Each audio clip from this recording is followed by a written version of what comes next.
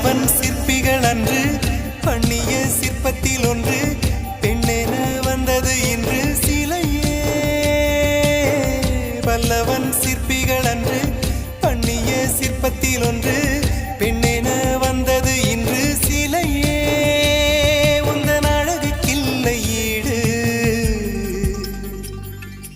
என்ன விலை அழகே, சொன்ன விலைக்கு வாங்க வருவேன், விலை உயிர் என்றாலும் தருவேன்.